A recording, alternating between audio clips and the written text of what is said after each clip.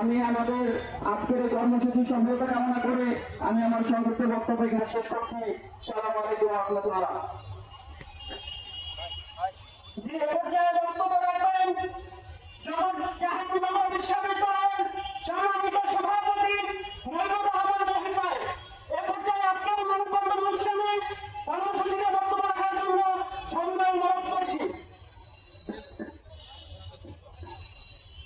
আলহামদুলিল্লাহ والصلاة والسلام على من لا نبي بعده أعوذ بالله من الشيطان الرجيم بسم الله الرحمن الرحيم استكبارا في الأرض ومكر السيء ولا يحيط المكر السيء إلا بأهله ভারতের মুসলিম স্বার্থবিরোধী ওয়াক্ফ সংশোধনী বিল পাশের প্রতিবাদে বাংলাদেশ ইসলামী ছাত্র শিবির ঢাকা মহানগর কর্তৃক আয়োজিত আজকের মানববন্ধনে উপস্থিত সম্মানিত ছাত্র জনতা এবং সাংবাদিক বন্ধুদের প্রতি সালাম। আসসালামু আলাইকুম ওয়া রাহমাতুল্লাহি ওয়া বারাকাতুহু। সম্প্রতি ভারতে ওয়াক্ফ সংশোধনী বিল পাশের মাধ্যমে ভারতের মুসলমানদের ধর্মীয় স্বাধীনতা, মালিকানা এবং অধিকারকে সরাসরি লঙ্ঘন করা হয়েছে। বাংলাদেশ ইসলামী ছাত্র শিবির এই পদক্ষেপের তীব্র নিন্দা ও প্রতিবাদ জানায়। ওয়াক্ফ পূর্বে বাধ্যতামূলক ভাবে দুইজন অমুসলিম সদস্য রাখার বিষয়টি ভারতের মুসলমানদের স্বাধীনতাকে ক্ষুণ্ণ করেছে। ভারতের 8 লক্ষেরও অধিক রাষ্ট্রীয় সম্পদের উপর সরকারের হস্তক্ষেপের বিষয়টি ভারতের মুসলমানদের বিরুদ্ধে গভীর ষড়যন্ত্রের বিষয় হয়ে দাঁড়িয়েছে।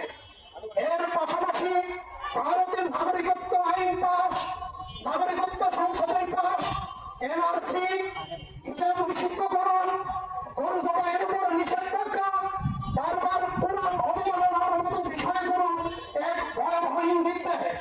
আমরা ভারতকে হুঁশিয়ারি করে দিতে চাই, তোমরা তোমাদের সকল চক্রান্ত বন্ধ করো, না হয় আল্লাহ রব্বুল আলামিন পবিত্র কোরআনে তোমাদের ব্যাপারে হুঁশিয়ারি দিয়ে বলেছেন, ইস্তিকবারুন ফিল আরদ ওয়া মাকরুস সাইয়্যি ওয়া লা ইয়াহিকুল মাকরুস সাইয়্যি ইল্লা বিআহলিহি।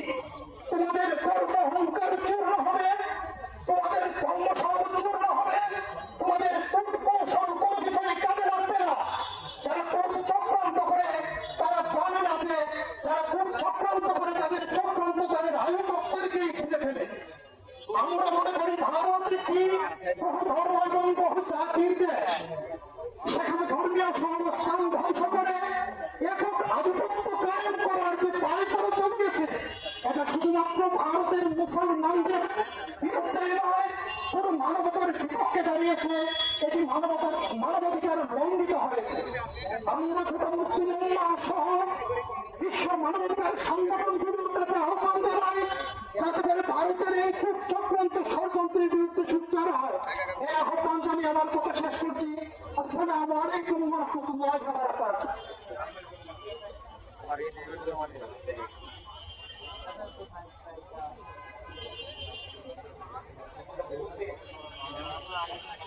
দাদা আমি আপনার পিছে, হ্যাঁ সম্মানিত সাংবাদিক ভাইয়েরা, এরপর আজকে ভারতের মুসলিম বিরোধী ছাত্র বিরোধী আজকে লক্ষ্যবিধ রাষ্ট্রতার প্রতিবাদে মানববন্ধনে এই পর্যায়ে কথা নিয়ে আসছেন বাংলাদেশ ইসলামী ছাত্র শিবির ঢাকা মহানগর দক্ষিণের সম্মানিত সভাপতি হেলালুদ্দিন ভাই। এই পর্যায়ে কথা নিয়ে আসার জন্য অনুরোধ করছি ঢাকা মহানগর দক্ষিণের সম্মানিত সভাপতি হেলালুদ্দিন ভাই।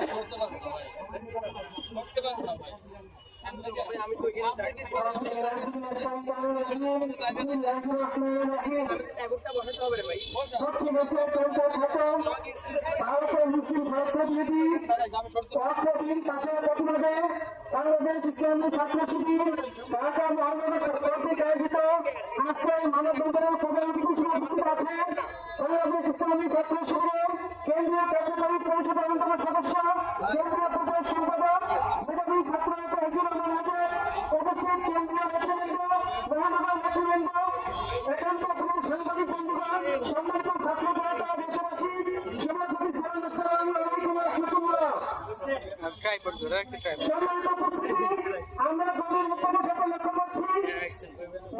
দক্ষিণ এশিয়ার ক্যান্সার খ্যাত মুসলিম বিদ্বেষী ইসলাম বিদ্বেষী রাষ্ট্র ভারত কর্তৃক মুসলমানদের অর্থবিল পাশ করার মাধ্যমে মুসলমানদের অধিকারকে হরণ করার চেষ্টা করা হচ্ছে। ভারতের সবচেয়ে বেশি অর্থবিত সম্পদ 10 লক্ষ একরের মতো, পৃথিবীতে অন্য কোনো রাষ্ট্রের এরকম কোনো সম্পদ নেই। আমরা দেখছি ভারত একের পর এক মুসলিম বিদ্বেষী এবং ইসলাম বিদ্বেষী আইন পাশ করে যাচ্ছে, মুসলমানদেরকে কোন দেশে করে তাদের ধর্মীয় অধিকারকে ক্ষুণ্ণ করছে। আপনারা লক্ষ্য করেছেন পবিত্র মাহে রমজানে ভারতে বঙ্গোপসাগরগুলো তারা অবরুদ্ধ করেছে, এমনকি হাজার হাজার মুসলিমদের গণতান্ত্রিক বন্ধুকে ভেঙে দিয়েছে। সম্মানিত উপস্থিতি, আমরা এটা তীব্র নিন্দা এবং প্রতিবাদ জানাই। আমরা সাথে সাথে বলতে চাই ভারত সরকারকে এই ধরনের মুসলিম বিদ্বেষী এবং ইসলাম বিদ্বেষী আইন থেকে দ্রুত বের হয়ে আসা দরকার। অন্যথায় ভারতের মুসলিম, বিশ্বের মুসলিম, বাংলাদেশের মুসলিম ঐক্যবদ্ধভাবে এই ধরনের আইনের বিরুদ্ধে তীব্র প্রতিবাদ এবং আন্দোলন করে তুলবে ইনশাআল্লাহ। এবং গুজরাটের পাশে খ্যাত নদীকে বলতে চাই, খেলবেন না। এখন মানুষ অনেকটাই সচেতন। আমরা ভারতের মুসলমানের একটা প্ল্যান বলি ইনশাআল্লাহ। ভারতের মুসলমানদের পাশে বাংলাদেশের মুসলমান হাতে হাতে ঐক্যবদ্ধ যেখানে অন্যায় রায়ের বিরুদ্ধে, আইনের বিরুদ্ধে তীব্র আন্দোলন করে তুলবে ইনশাআল্লাহ। আমরা আজকের এই আন্দোলনে মানবতার সবাইকে অংশগ্রহণ করার জন্য আন্তরিক ধন্যবাদ জানিয়ে আমি আমাদের সংস্কৃতি আমরা তার ভিত্তি করে আজকে আমরা আলোচনা করতে আমার তুলতে হবে তো, তারপর কথা বলার দরকার নেই। আপনার সাথে জানছেন মানে এরকম ধরনের আপনি তো কথা বলেন।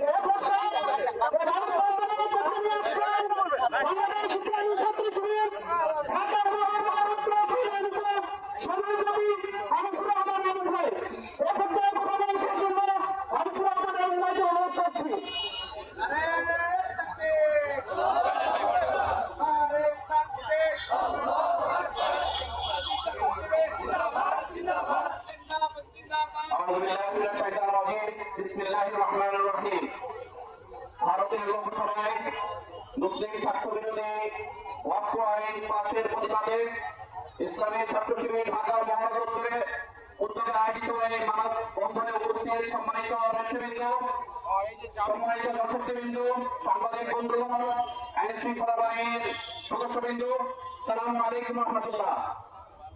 প্রিয় উপস্থিতি, আপনারা জানেন গত 3 এপ্রিল ভারতের লোকসভায় মুসলিম স্বার্থ বিরোধী ওয়াক্ফ আইন পাস করেছে। আমরা এর তীব্র নিন্দা ও প্রতিবাদ জানাচ্ছি। ভারত তার লাগাতার মুসলমানদের বিরুদ্ধে তাদের যে চক্রান্ত তার অংশ হিসেবে এই ওয়াক্ফ বিল পাস করেছে।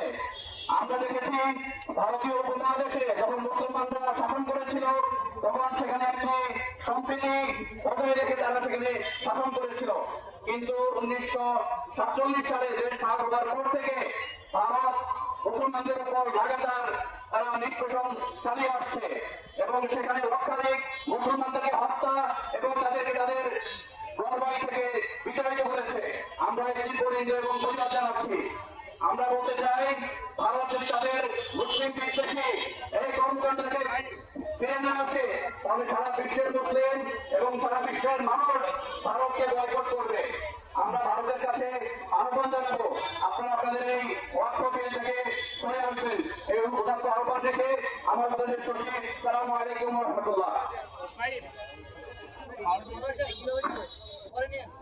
সম্মানিত উপস্থিতি, আজকের কেন্দ্রীয় কার্যকরী পরিষদের সদস্য, কেন্দ্রীয় কলেজ কার্যকরী সম্পাদক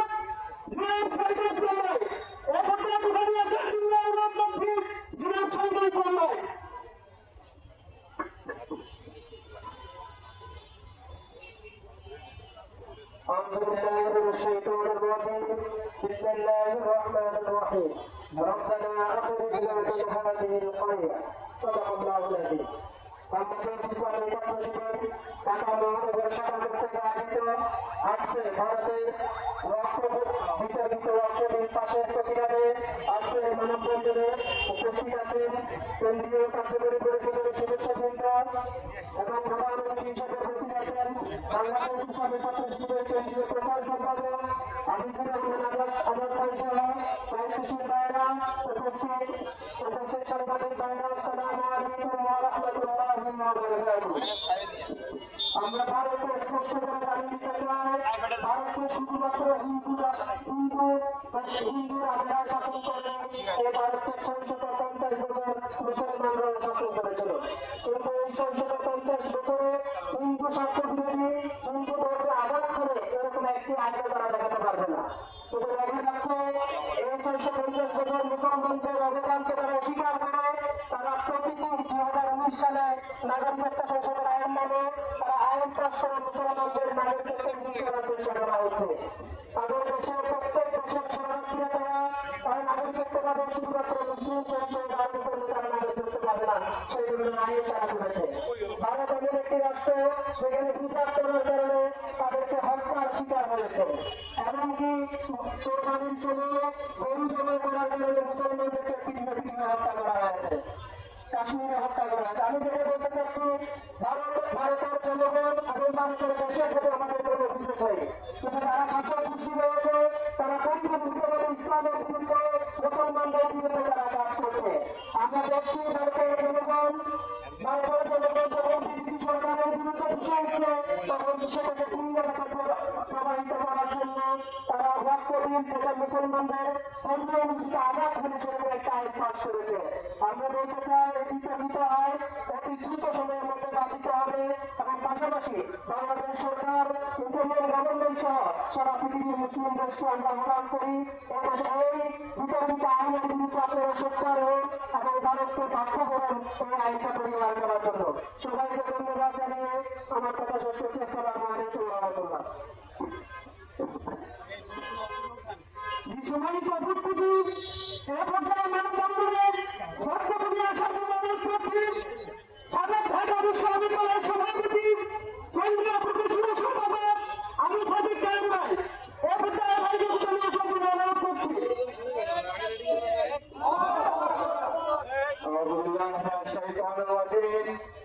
বিসমিল্লাহির রহমানির রহিম। বাংলাদেশ ইসলামী ছাত্র শিবির ঢাকা মহানগরের থেকে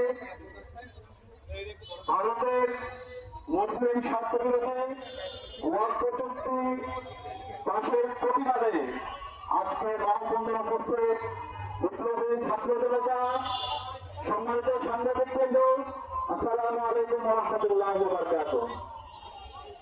প্রিয় ছাত্র জনতা, আপনারা জানেন মধ্যপ্রাচ্যের ক্যান্সার হলো ইসরায়েলি জায়নিস্টরা, আর আমাদের এই দক্ষিণ এশিয়ার ক্যান্সার হলো ভারতের উপর হিন্দুত্ববাদীরা।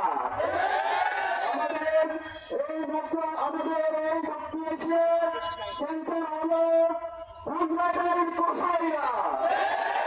আপনারা জানেন 1947 সালে আমাদের এই মহাদেশ ভারত ভাগ হয়েছিল। যখন ভারত ভাগ হয়েছিল, ভারতের যে মুসলমানরা ছিল সেই মুসলমানদেরকে ভারতের উপর হিন্দুত্ববাদীরা নির্মমভাবে তাদেরকে শহীদ করেছিল, তাদেরকে তাদের ঘর বাড়ি তাদেরকে উদ্ধার করেছিল।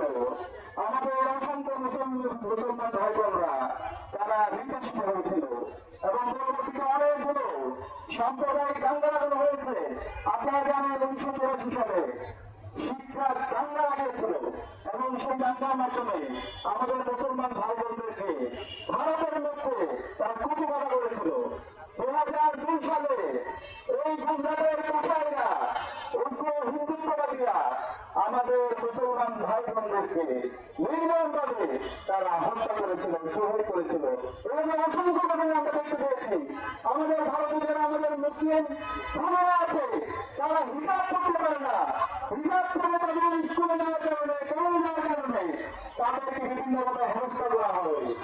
আমরা দেখতে পেয়েছি আমাদের মুসলমানরা ভারতের মধ্যে গণতন্ত্র করার কারণে, লোক হওয়ার কারণে তারা মধ্যে শিকার হয়েছে।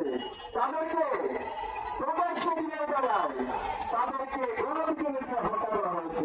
এবং ভারতের যারা সুশাসন বুদ্ধিজীবী আছে, যারা বুদ্ধিজীবী আছে, তারা এই ধরনের হত্যাকাণ্ড ঘটনা দিয়েছে, যেটা পৃথিবীর ইতিহাসে সবচেয়ে ন্যাক্কারজনক ঘটনা। আপনারা দেখতে পেয়েছেন তারই ধারাবাহিকতায় আমাদের কাশ্মীরে যে কাশ্মীর আজাদির জন্য আমাদের মুসলমান ভাইরা দীর্ঘদিন ধরে লড়াই করছে, সেই কাশ্মীর আমাদের মুসলিম সম্প্রদায়কে তারা কেন্দ্র থেকে শাসিত এবং শোষিত করেছে। এবং আমরা সর্বশেষ দেখতে পেয়েছি 2025 সালের 3 এপ্রিল আমাদের মুসলমানদের পূর্বপুরুষদের যে অর্থবিধি সম্পত্তি আছে, আমাদের যে মসজিদগুলো আছে, আমাদের যে ঐতিহ্যগুলো আছে, আমাদের যে হেরিটেজগুলো আছে, ভারতের মধ্যে প্রায় 8,000-এর উপরে আমাদের ওয়াক্ফবিধি আমাদের পূর্বপুরুষদের সম্পত্তি আছে। আমরা যদি সেটা জায়গা হিসাব করি প্রায় 10 লক্ষ একর, সেগুলোকে তারা আজকে অবৈধভাবে তারা এখানে হিন্দুত্ববাদীদের এজেন্টদেরকে তারা নিয়োজিত করেছে এবং মুসলমানদের ওয়াক্ফবিধি সম্পত্তিগুলোকে তার সম্পূর্ণ দখল করতে যাচ্ছে। মুসলমানদের কালচারকে, মুসলমানদের হেরিটেজকে তারা ধ্বংস করার জন্য ষড়যন্ত্র চক্রান্ত করছে। আমরা মোদীকে সতর্ক করতে চাই, আমরা ভারতীয় হিন্দুত্ববাদীদেরকে সতর্ক করতে চাই, তোমরা সচেতন হয়ে যাও। মুসলমানরা বিরাট জাতি, সারা বিশ্বের মুসলমানরা আমরা ঐক্যবদ্ধ। আমাদের পূর্ববর্তী সম্পত্তি নিয়ে তোমরা যদি অন্যায়ভাবে দখল করতে চাও, তোমাদের পূর্ববর্তী বাংলাদেশে তোমাদের বছর খুনিয়াতে যে পরিণত হয়েছিল তার সহিত তোমাদের খারাপ পরিণত হবে। আমি অনুরোধ করবো সারা বিশ্বের মুসলমানদেরকে, আপনারা ভারতের আধিপত্যবাদের মধ্যে, হিন্দুত্ববাদীদের আধিপত্যবাদের মধ্যে, গুজরাটের কোষাই দিয়ে আধিপত্যবাদের মধ্যে আপনারা ঐক্যবদ্ধভাবে আপনারা কথা বলুন। আমরা যদি ঐক্যবদ্ধভাবে কথা বলতে পারি তাহলে আমরা এই ঐক্য হিন্দুত্ববাদী থেকে আমরা এই ভারত থেকে আমাদের ভারতকে আমরা মুক্ত করতে পারবো এবং আমাদের কাশ্মীরের আমাদের ভাই বোনরা আজাদি পাবে, আমাদের ফিলিস্তিনের ভাই বোনরা আমাদের আজাদি পাবে ইনশাআল্লাহ। সেখানে আমি সবাইকে অনুরোধ করবো আমরা ঐক্যবদ্ধতার সাথে সকল অন্যায়ের সকল জুলুমের আমরা প্রতিবাদ করবো এবং এই দেশের সঙ্গে বলতে চাই, ইংল্যান্ডের পোশাকে বলতে চাই, তোমরা বাংলাদেশের গরিব হত্যাকারী, শিশু হত্যাকারী, খুনি হত্যাকারী তোমরা জায়গা দিয়েছ এবং তোমাদের যে মিডিয়া আছে সেই মিডিয়ায় ক্রমাগতভাবে তোমরা বাংলাদেশের বিরুদ্ধে বিভিন্ন ধরনের অপপ্রচার চালাচ্ছ। বাংলাদেশে যে সাম্প্রদায়িক সম্প্রীতি আছে সেই সাম্প্রদায়িক সম্প্রীতিকে নষ্ট করার জন্য তোমরা ক্রমাগতভাবে বিভিন্ন ধরনের প্রচারণা চালাচ্ছ। কিন্তু বাংলাদেশের অপর ছাত্র জনতা তারা যথেষ্ট তারা সচেতন। আমাদের এই দেশের যে দীর্ঘদিনের সাম্প্রদায়িক সহাবস্থান আছে, সাম্প্রদায়িক যে সৌন্দর্য আছে সেটা আমরা বিশ্বের উপরে স্থাপন করবো ইনশাআল্লাহ। আমি বাংলাদেশের সকল ধর্মবন্ধী হিন্দু, বৌদ্ধ, চাকমা, বাংলা, ত্রিপুরা, রাখাইন, মুসলমান সহ আমরা যারা আছি আমরা ঐক্যবদ্ধভাবে এই ভারতের আধিপত্যবাদের বিরুদ্ধে, ইংরেজের প্রসারের বিরুদ্ধে, হিন্দুত্ববাদীদের বিরুদ্ধে কথা বলার জন্য আহ্বান জানাচ্ছি এবং যে বিতর্কিত ওয়াক্ফ চুক্তিকে আমাদের সেটাকে বাতিল করার জন্য আহ্বান জানিয়ে আমি আমার কথা এখানে শেষ করছি।